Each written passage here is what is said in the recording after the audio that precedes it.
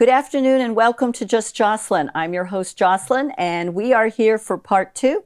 I have a fabulous guest again, same person, the Honorable Bob Clegg.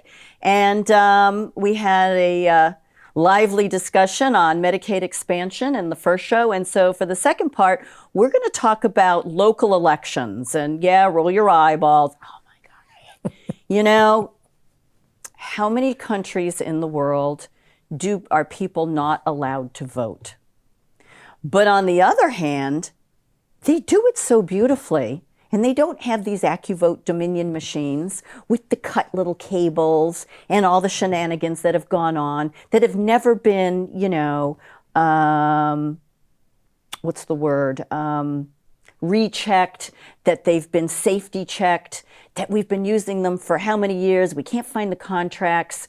We're using memory cards. They're being erased within a month of an election. Ooh, even during the federal elections when they're supposed to be kept for 22 months. But, shh, don't worry about that. So whether it's at the local level or it's at the national, state or national level, it's all important.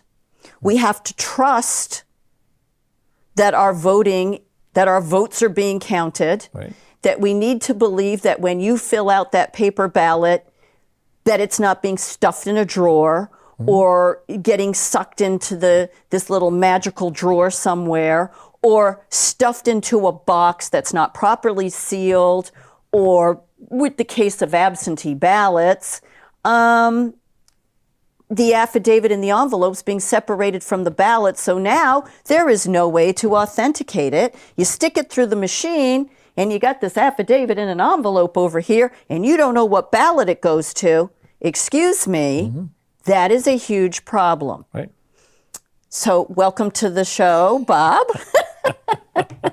We're dangerous together. Well, I volunteered a long time ago to work in the elections and what have you in Hudson, town I live in. So I've seen it all. I've seen a moderator whose friend didn't quite make the Board of Selectmen, so he decided to take all of the ballots that get kicked out because they were handwritten on them and do a recount. And he would say to everybody, "Oh, this is my friend."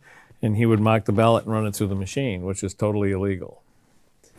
And so I filed a complaint with the town, and the town attorney said, "Oh, we're going to take care of this."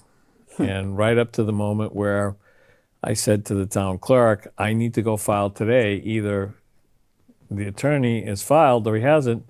She called the attorney, and he said to her, "No, tell Bob, don't worry about it. I'm at court right now. I'm filing, and I'm filing his complaint as well."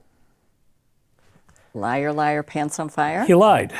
So I filed a professional conduct committee complaint. And long story short, they got back to me and said, "Well, he lied, but he didn't lie to you. He lied to the clerk, and she just repeated what he said. So really, ethically, he didn't lie to you, so there's nothing you can do about it." The attorney's name was John Radigan. I mean, because there's I'll say it, I don't care, sue me. No disclosure agreement. But that was years ago, and I haven't seen it get any better. It's actually gotten worse. And it's not an excuse, but it's no wonder that people do not vote. They'll say, "Well, it's the lesser of two evils." No, we need to change our thinking, and you could be correct, but we need to all get out there. You should never give away your right to vote. What we ran into this past Tuesday was we had over 1,500 undervotes, wow. Which meant we had 5 ballots double-sided. So when you have, in this case, the undervotes, the people came in and they voted on the warrant articles. They didn't vote for any candidates. Wow. They were so angry at a $120 million school that we don't need, wow. With across the state student enrollment going down, speds going up, but the regular enrollment's going down. They didn't want the schools. They didn't want all this money being spent. They wanted accountability. They don't want the SAU filling, becoming the federal government and filling all these positions at $150,000 a year, plus benefits, and they only work 9.5 months out of the year.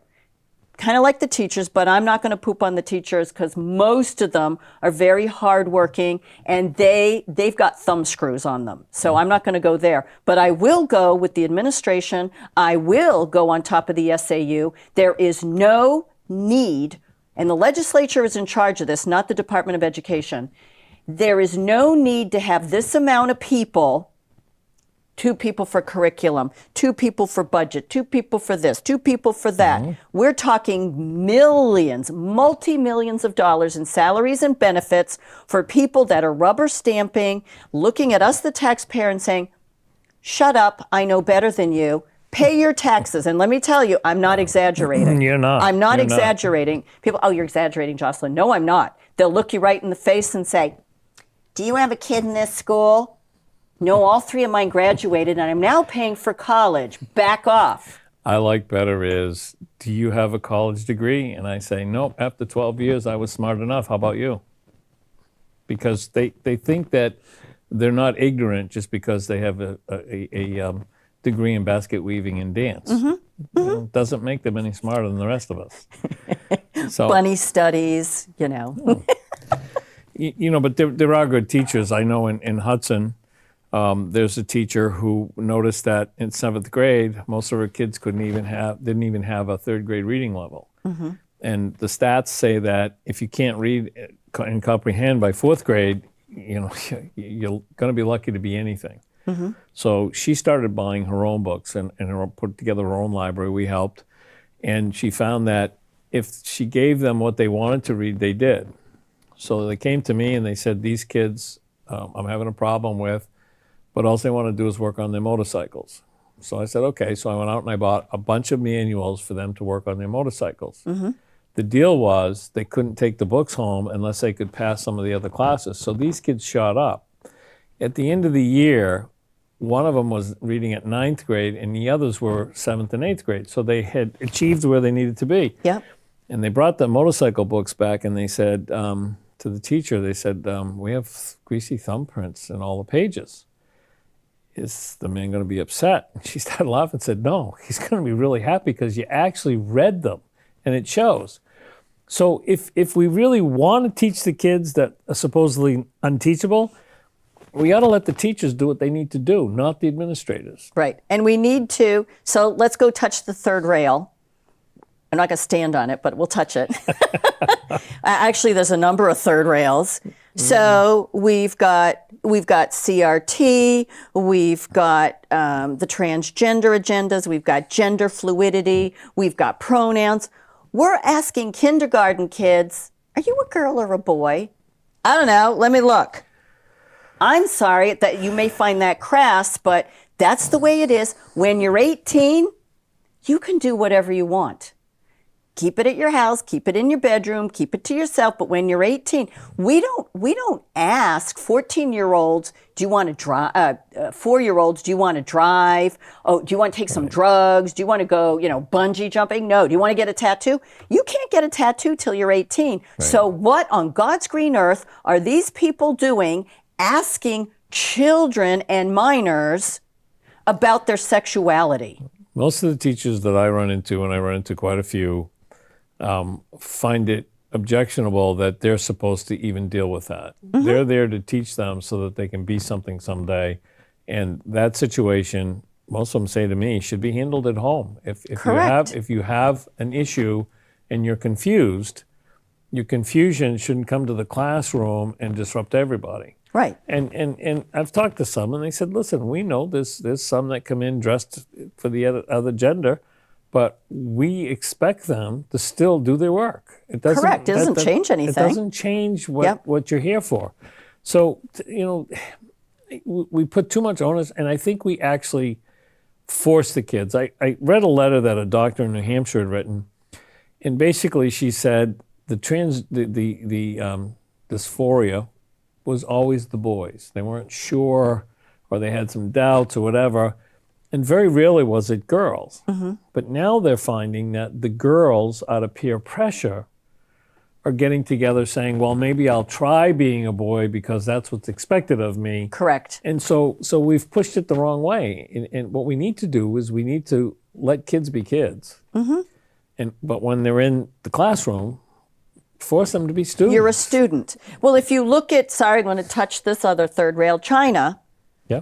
They're teaching calculus and biology in 4th and 5th grade. And what are the Americans doing? They can't read, they can't write, they can't comprehend, they can't carry on a sentence, they can't even deal with day-to-day activities. Their physicality is in the trash. Right. We have got children that have been abused, bullied by the schools because of this woke, Right. you can be anything you want to be,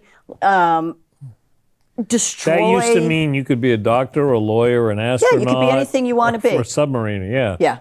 It didn't mean you could be a cat or a dog, which we've got schools that are allowing children to identify as furries, meaning dogs and cats. They're putting in litter boxes. And no, I'm not exaggerating. But some of the things are, Come on. The home life is a problem. I know of cases where kids get caught with drugs in the school, and they're good kids, and when they're asked why, it really upsets me. One boy said, if I don't do this, my little brother won't be fed or clothed, or his diaper won't be changed because my parents will be too high. So I take their drugs and I don't give them back to them until I get home.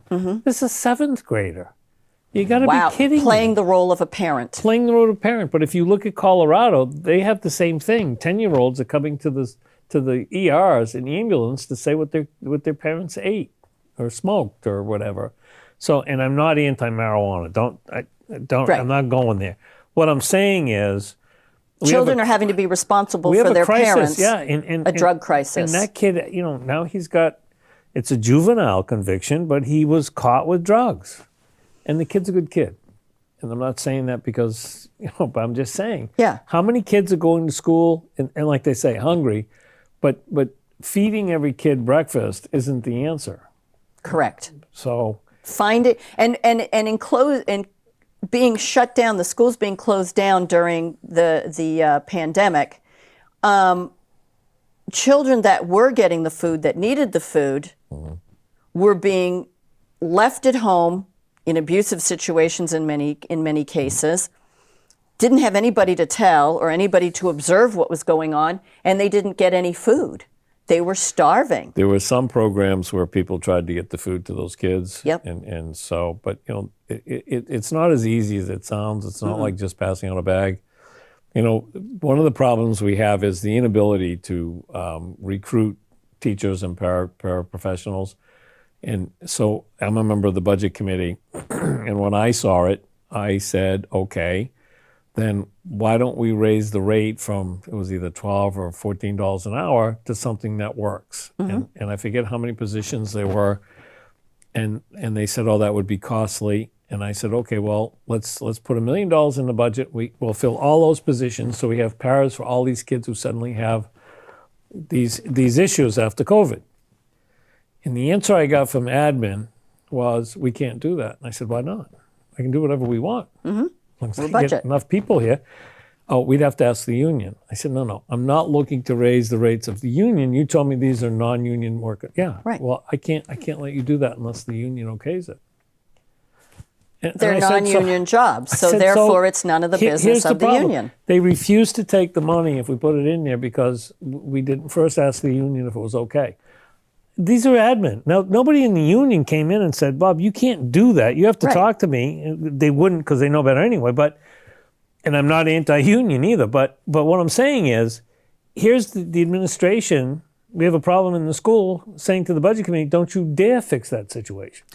That's So I what didn't. we're looking at in my town with Ways and Means, which are appointed, and the school board and the SAU refused to look at alternatives. They wanted, because we had a SAU administrator that had been in 2 other towns, and his claim to fame was doing the biggest and greatest elementary schools, jamming as many kids as they could in there, as many grades. I'm sorry, kindergarten should not be with 5th grade. No. You know, when they all go, oh no, you know, we can't have 5th graders with 6th and 7th graders. Well, you can't have 5th graders with kindergartners. So pick your argument. But, you know, this is what he did. He went to 2 or 3 towns. Our town was the 3rd one that he decided, let's do $120 million, you know, because when you got the prettiest, nicest school, your kids are going to be smart. No, you're not. The problem is, get rid of the SAU, get rid of all these hanger-oners. You got to talk to the union. You got to talk to this. You got to talk to this. No, we don't.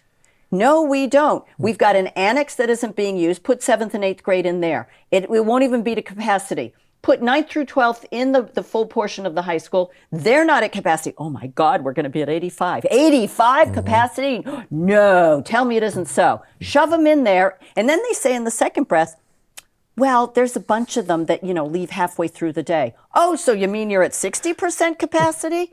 You know? And I want to know, are they skipping school or was that the end of their day?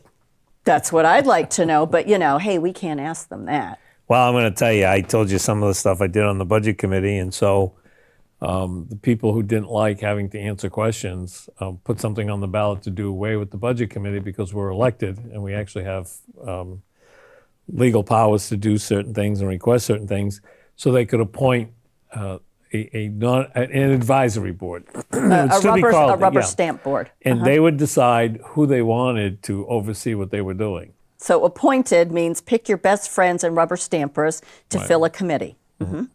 So, but it failed almost 3-1. So the people in town aren't going to fall for that. Yep. The taxpayers are waking up, and it doesn't matter which wing of the bird you are. People are waking up to the fact and that we've been bamboozled. They're taking our money,